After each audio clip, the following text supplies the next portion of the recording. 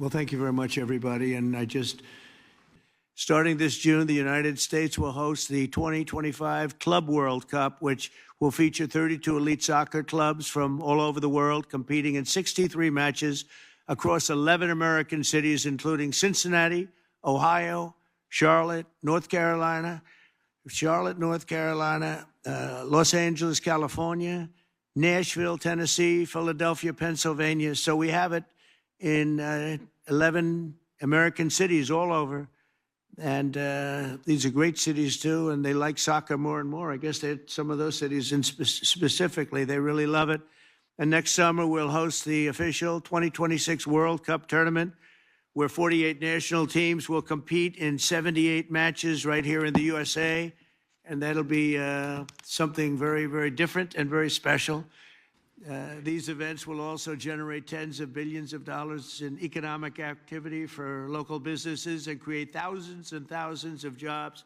The State Department, the Department of Homeland Security, and every part of the U.S. government will be working to ensure that these events are safe and successful, and those traveling to America to watch the competition have a seamless experience during every part of their visit. It's going to be very special. Together, we will ensure that the 2026 World Cup will be the best-run soccer tournament the world has ever seen. This is going to blow every other tournament you did. You're going to say how terrible a job you did in the past, because this is so much better, Gianni.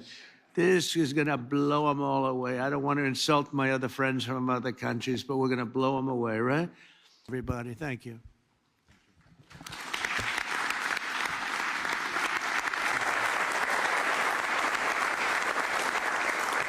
Well, thank you very much. We were actually, Mr. President, so happy that the World Cup 2026 will take place in the United States, in Canada, and in Mexico, that we thought we'll actually bring another World Cup as well here. So you get two World Cups in the next year, the new FIFA Club World Cup. This is the trophy of the new FIFA Club World Cup. Did you notice the way he said that? In the United States, Canada, Mexico.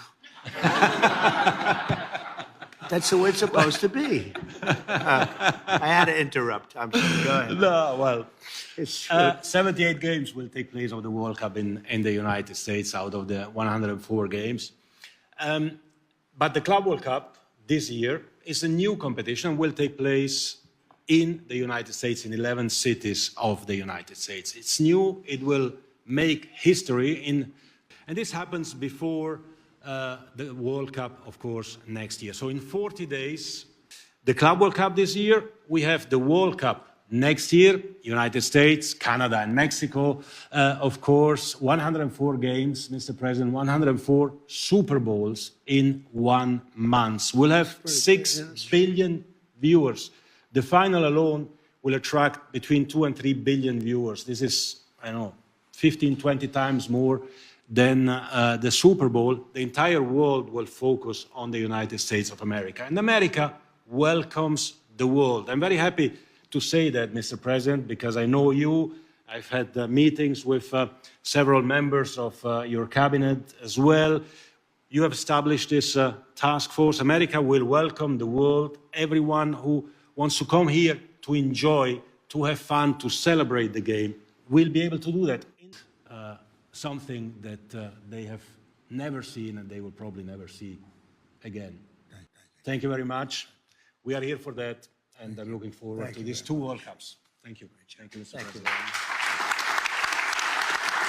Would you have any questions of these great people or anybody around the table, please? Yeah, they're doing great. We were being ripped off by every country in the world virtually, and now we're not being ripped off anymore. It's very simple, very, very simple. As far as calling him Governor Carney, no, I haven't done that yet, and maybe I won't.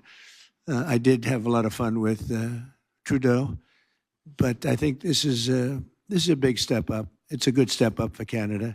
I watched very closely. I thought he did really terrifically in the debates. I like him. He's a nice man.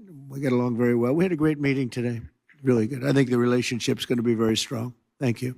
Russia has been banned from playing the next World Cup. What's your position on this? I didn't know that. Is that right? Yeah. You want to explain that is right. They are banned for the time being, yeah. Okay. from playing. But we hope that He's the boss. I'm not the boss on that. I have nothing to do we hope with it. that something happens and peace will happen, and then It's Russia can be possible. readmitted. So that's That's what we hope. possible. Hey, that could be a good incentive, right? We want to get them to stop. We want them to stop. We want the 5,000 young people a week are being killed. It's not even believable.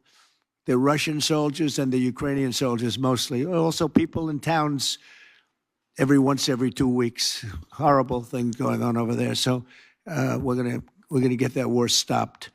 Okay. You mentioned the G7 and you said it used to be called the G8. Yeah. As the host country, you can actually invite Russia to the G7 +1. What's your thinking on that right now, Mr. Well, President? Russia used to be a member of what was called then the G8. And I don't think I was really in politics at that point, but I know that President Obama didn't like it.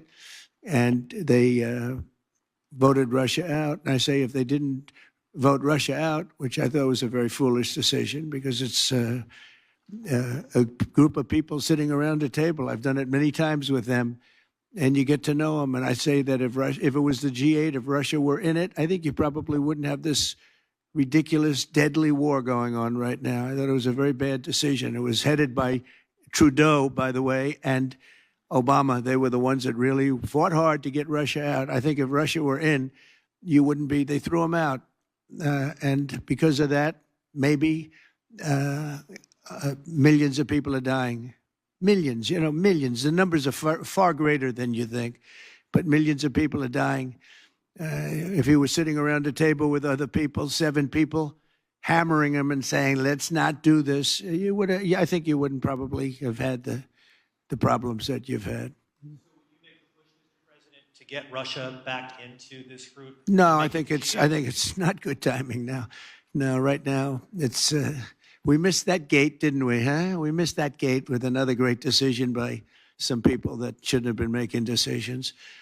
Mr. President, should people who have taken part in, for example, pro-Palestinian protests across the world be concerned about being able to join the World Cup and watching here in the U.S.? Well, I don't know what you mean by that, but people that have taken part in protests, I think people are allowed to protest. You have to do it in a reasonable manner, not necessarily friendly, but reasonable. Otherwise, Pam will come after you, and you're going to have a big problem. You're going to have a big problem, right, Pam? She's doing a good job, too. Well, thank you, Mr. President, and thanks to this. And I will say, before I turn it over to the next speaker, that, of course, everybody is welcome to come and see this incredible event. I know we'll have visitors probably from close to 100 countries. We want them to come. We want them to celebrate. We want them to watch the game. But when the time is up, they'll have to go home. Otherwise, they'll have to talk to Secretary Noem, who I'll turn it over to now. And you've done a fantastic job as the head, and we're gonna do what we have to do. And thank you very much. Thank you, everybody, very much. Appreciate it.